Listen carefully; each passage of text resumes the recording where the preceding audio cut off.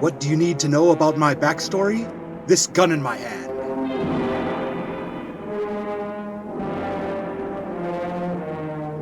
Hey, cut the music.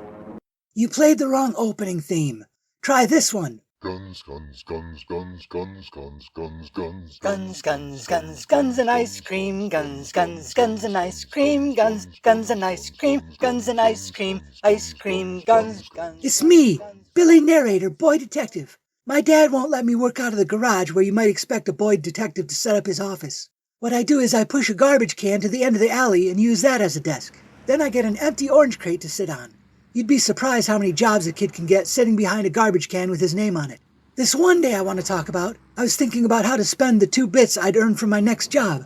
What else would I spend it on? Comic books. When suddenly this kid comes around, not much older than me. Are you Billy Narrator, boy detective? That's what it says on the nameplate, ain't it? It's upside down. What? Oh. Thank you. Then I'm in the right place. I need to find Falk Zildjian. Great. I charge 2 bits a day plus expenses. If you want some testimonials about how good I am at finding missing cats, missing girlfriends, missing parents, I'll get out my portfolio. This isn't kid stuff, Billy. I have something important to tell Falk. 2 bits a day plus expenses. Take it or leave it. How can you have such a mercenary attitude? I'm telling you, this is life or death. Yeah, I heard it before. A kid's gotta eat, you know. Don't your parents feed you? Of course. I heard you talking to yourself a minute ago. You said you were going to spend it on comic books, not food. I wasn't talking to myself. I was narrating. Whatever. Are you going to take me to Zildjian or not? 2 bits. All right.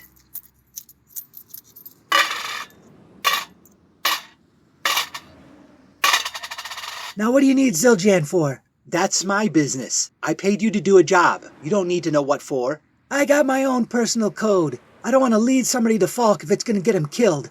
And I don't want to sour my relationship with Falk by bringing somebody to him that's just going to waste his time, like the cherry pachyderm. Look, kid, I didn't want to pull rank, but do you know who I am? No. Is that the mystery you want me to solve? Wise guy. I expect you to keep this confidential. My secret identity is Johnny Earl Bunsen, but my hero name is Exposition Boy, Teenage Sidekick. Okay. So you'll bring me to Zildjian? After you tell me why you need him. You've never heard of me? Then I'll tell you my story.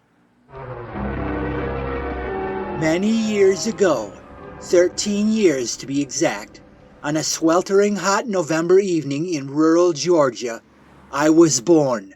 A half moon was showing in broad daylight. Some say that's where my power of exposing things comes from. Right, I suppose you're like moonlight revealing facts hidden in the darkness.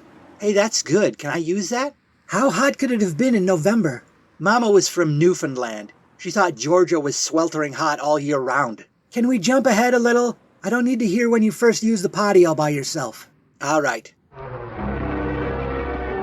Not so many years ago, when I was 9, I started off sidekicking for Protagonist Man. He seemed to have a promising career ahead of him until he got involved with this dame, Fern Fertal. You might have heard of her in episode 78, Speed Detective. I'm not that speedy. Anyway, Protagonist Man got downgraded to side character in his girlfriend's story. After that, he only made appearances on weekends, so his hero name didn't make sense anymore. Then I sidekicked for the Narrativizer. That lasted about 4 episodes. The guy had nothing special about him to set him apart from every other crime-fighting storyteller. Then I worked with Story Girl, Undeniable Narrator, El Narrativo, and... Wait, was that before or after Flood Narrative? I don't care. The really fun guy to work with was El Narrativo. I got my own arch-nemesis named Dana the Explainer. In Spanish, she's Dana la Explicadora, so you don't get the rhyme. Anyhow... I don't care. I never heard of any of those schmoes, so your reputation doesn't impress me. Why do you want to find Falk? It should be obvious by now. I'm Exposition Boy. I need to tell him some backstory that'll give him a lead on a case. Then what's the case? I don't know you well enough to trust you with that information. You haven't heard of me before? I've been in more episodes of This Gun in My Hand than anybody but Falk. And Castro, and Emerald Ash Borer, and Wordsmith. I've heard of you. In fact, I know your backstory, too. Many years ago, Mr. and Mrs. William Narrator had a little boy, and they named him William Narrator Jr. He started off doing commercials on This Gun in My Hand. Later, he filled in for his dad a few times and took over one episode, pretending to be a boy detective with a radio show of his own. The end. That's right. So who needs you to tell anything to Falk? I know all about what he needs. I can set up the story for him right from the start, and it wouldn't be the first time. You might know what day of the week it is and what the weather's like, but you don't know all the background. That's what he needs me for. I got the exposition. Fine, but just because you're bigger and older doesn't mean you'd win a fight with me. I'm a narrator, just like my old man. I can narrate what happens to you and then it'll happen for real. If you want your buddy Zildjian to come out of this alive, you need to tell me where he is. Why don't you do some of that narrating you keep bragging about?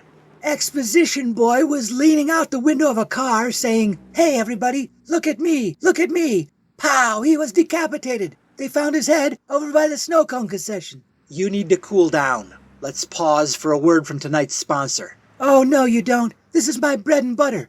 I get to narrate the lead into my own commercials. Not when your sponsor is the Golden Gate International Exposition, with their spokesman, Exposition Boy. Ah, jeez. I thought your sidekick name came from your lack of subtlety in delivering background information, not shilling for trade shows. That is where my name came from, but I'll take their money.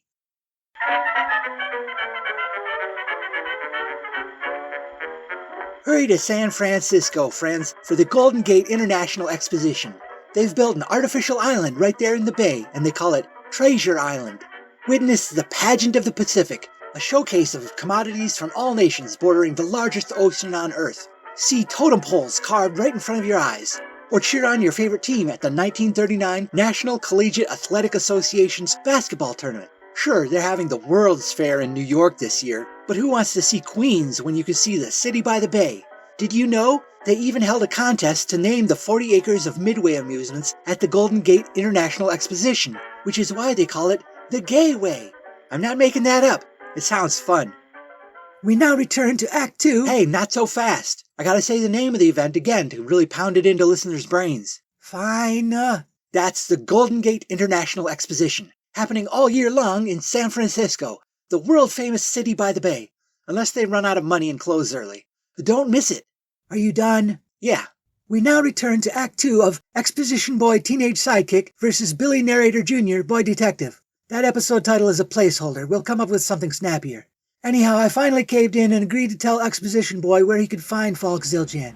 If anyone knew how to get rid of this kid, it would be Falk. This is it? This is Falk's hideout? A bench in Gristle Park? It's not a hideout. It's where I wait when I'm not on patrol. Get to it already. I've had just about enough of you. You want to fight? Hit me with your best shot. That does it. Witness the full scope of my expository powers. More like suppository powers. Many years ago, the surface of the Earth began to cool, forming the Earth's crust. Big deal. Why not start with clouds of gas and dust forming the planets and stars? Hey, can I use that? Quit horsing around. What do you need to tell me? Even if Billy never heard of me, you probably have. I'm Exposition Boy, Teenage Sidekick. I've heard of you. What's your story today? Okay, here goes. Many months ago, 9 months to be precise, a highway robber stopped a carriage passing through Parabellum Heights. Ah, come on. A carriage? He's trying to start the story 200 years ago. No, I just said it was 9 months ago. There's this lord and lady who still ride in a horse-drawn carriage. They're either eccentric aristocrats or they leak into our reality from another world. Will you let me finish? Fine, A young fool with a gun happened along and saved the aristocrats from the highwaymen. So they invited the young fool to stay at their home. I think I've heard this story before. Was the name of their home Vulverwood Hall? I'm not sure if they were saying hole or hall. And I'm really confused about Vulvawood. Yeah, let me stop you right there. I didn't just hear this story before, I lived it. You're summarizing episode 108, Zildjian's Away to Shropshire. Why are you telling me this? You didn't know I was the young fool in that story? No, it's a lot of details to remember. I can't always put names with faces or voices. So why did you think it was important to tell me about it? Oh, well, my expository sense was expositing. I had an inkling that you needed to hear it. Maybe you're going to get visited by them again or drawn into their world. The bizarre realm of the Tea-Light Zone. All right, you delivered your exposition. The two of you can get back to playing detective. Wait, there's more. You also need to hear about somebody trying to assassinate the famous songwriter Yip Harburg. And somebody else is planning to assassinate you by dropping a piano made of frozen squids on you. We've already done those stories on past episodes. Your exposition is out of date. But they were true stories, right? They really did happen? Yeah, a few months ago. The problem with the way you tell backstories, one of the problems is you leave out parts of it. Why don't you fill in the gaps in your exposition, boy? What gaps? I told the backstories for all those crime fighters I worked for.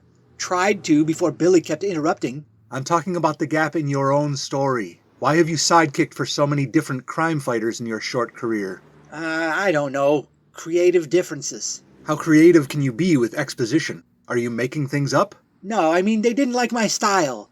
El Narrativo said I'd tell irrelevant stories with irrelevant details. Or I always put the brakes on the forward movement of the current story while I rattle off exposition. I don't work it into the flow of the story, whatever. You said protagonist man quit being a protagonist. What about the others? Story girl, flood narrative, undeniable narrator, the narrativizer. Same thing. Look, when Story Girl and I were fighting the Destorier, I felt it was important to bring up the generational trauma going back to his great-great-grandmother. I thought he could break the cycle if he talked about it. You know, hurt people hurt people. Is that the Destroyer from the comic books or the novels? Not the Destroyer, the Destorier.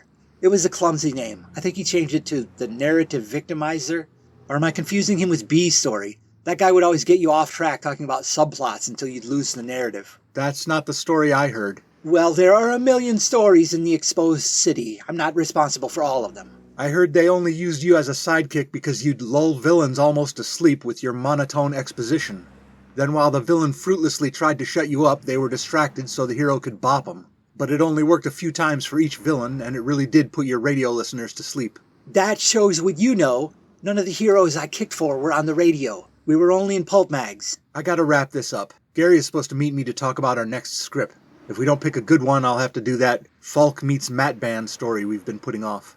Oh boy, what I could tell you about Matt Band. Save it. Everybody's heard his origin story a million times. You don't gotta be so mean to me. You're right. I'm sorry, kid. That's alright. You can make it up to me by letting me tell one more story. I don't have time. Gary's almost here. I can see him walking under the bridge. Gary will want me to tell this one. It's the second commercial in this episode. Oh, yeah, go ahead.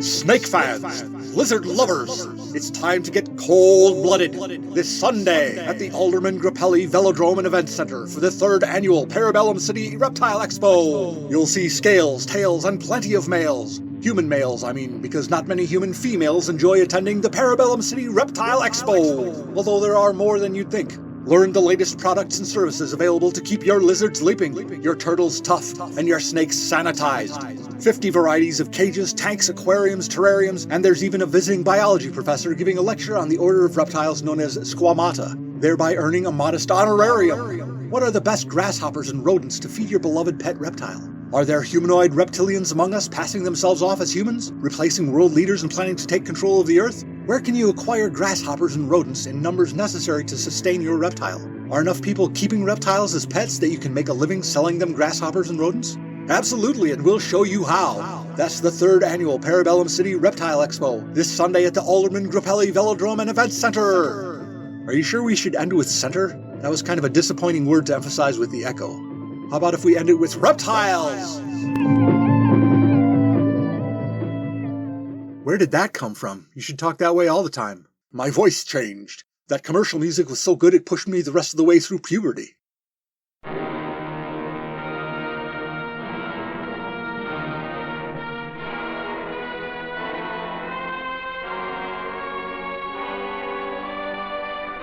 Clash of the Story Boys, episode 127 of This Gun in My Hand, was narrated and exposed by Rob Northrop. This episode and all others are available on YouTube with automatically generated closed captions of dialogue.